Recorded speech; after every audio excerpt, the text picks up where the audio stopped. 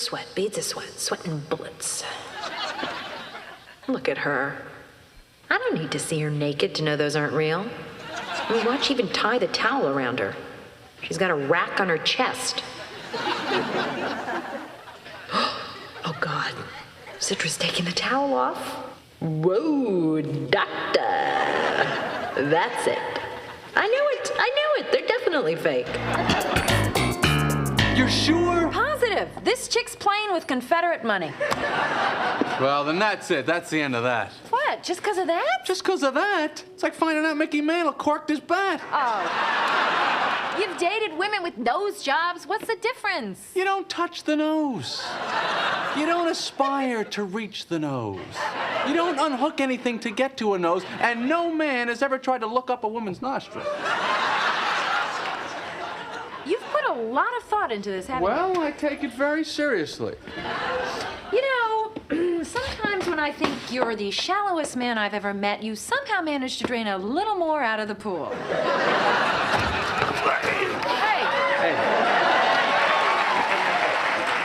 Hey. You know, I do kind of wonder what fake breasts feel like. Well, I know what they feel like. How do you know? Well, I lived in Los Angeles for 3 months. I thought you hated Los Angeles. No, I do. Just miss the warm weather, you know. Jeez. Oh, man, I wish I could get away. Real busy now down at the office? No. Huh? You know who I saw at the health club? Salman Rushdie. Yeah, right. Salman Rushdie. Oh, well, I could see that. You got 5 million Muslims after you. You want to stay in pretty good shape. I know what the problem is. I like her too much. That's why I can't make a move. You put her on a pedestal. I put them on a dental chair. He puts him on a dental chair. I'm not her boyfriend. I want to be her boyfriend. It's like a sauna in here. It's funny. You're a funny guy. Yeah, I never heard that before. So you going to the funeral? What, you think I should? What, are you kidding? It's a golden opportunity to advance the relationship. She's crying. You put your arm around her and console her. You're the consolation guy. I'm the consolation guy. Consolation guy is big. Her aunt dying's the best thing that ever happened to you. It's like 10 dates in one shot.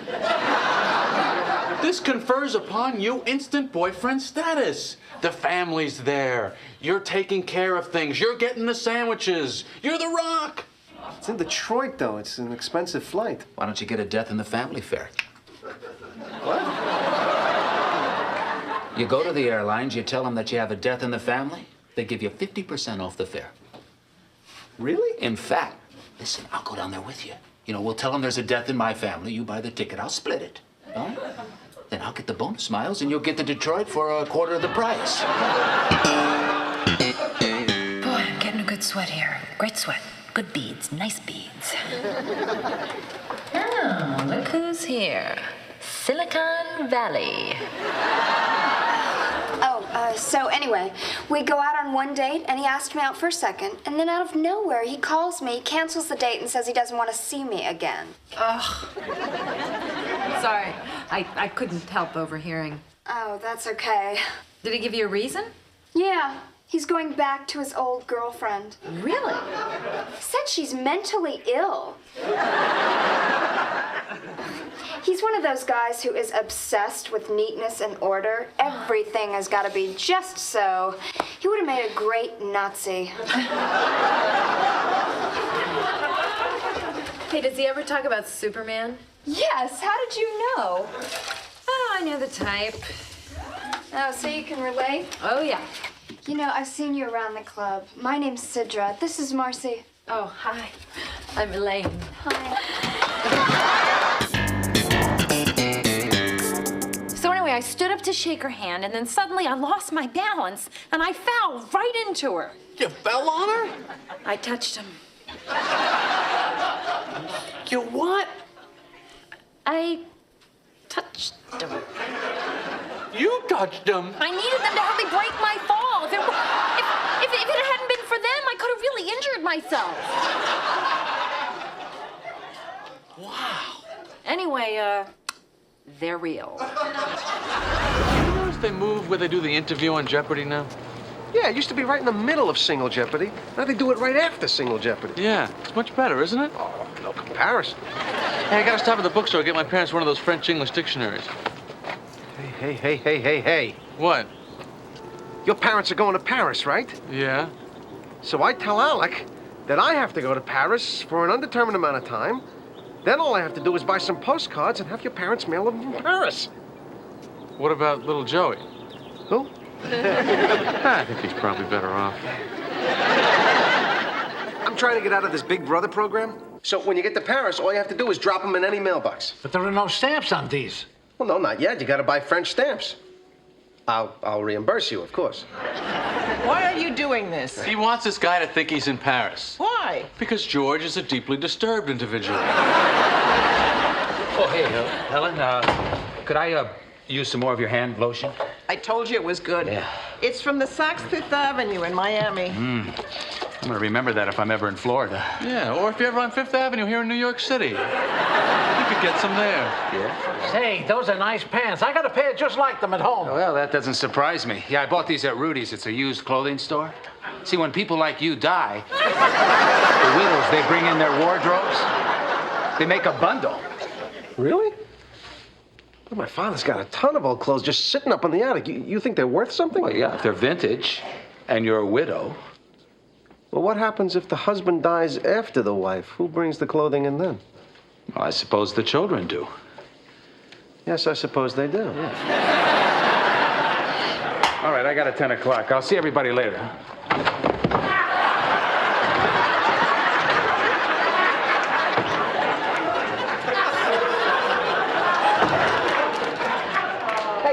I just remembered. My parents really want to have you guys over for dinner before you leave town. What about tonight? Tonight? Yeah, they're making paella. I don't think we can make it tonight. We have plans. What plans? We have plans. Where'd you get plans? We have plans. Well, what about tomorrow night? Maybe. Okay, I guess I'll tell them that. Hey, give them our best, though. Yeah. I'll call you later. Yeah.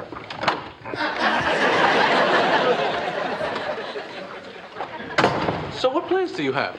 None. So how come you're not going over there for dinner? Jerry, we don't care much for the Costanzas.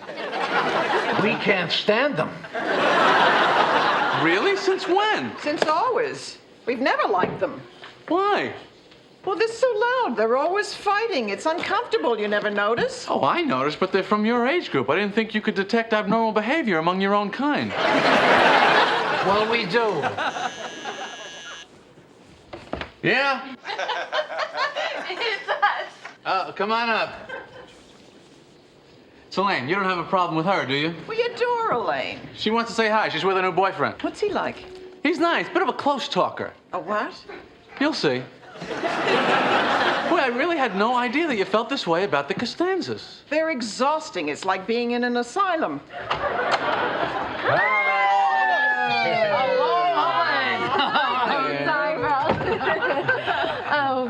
This is Erin. Hello, Aaron. Hello, Aaron. So how long are you folks in town? 3 more days, and then we're off to Paris. We're going with the select charter group. I love France. I was just there last year. In fact, you know, I still have an envelope full of French francs. I'll give them to you. Oh, we can't take money. Oh, no, it's a gift from us. Oh, that is so nice, Erin. Isn't he nice? So listen, has Jerry been showing you a good time? No, I haven't. You know, I have a friend who works at the Metropolitan Museum of Art. How'd you like a behind-the-scenes tour? Really? You could do that? Easily. It wouldn't be any trouble? Of course not. When could we go? How about right now? I'm ready. Are you sure? Yes. Okay, let me get my coat. Elaine, what do you say? Well, I don't think so, Erin. I have plans. Oh. How about you, Jerry? I'm sorry. You sure? Could examine the artwork up close. Maybe I'll try and catch up with you.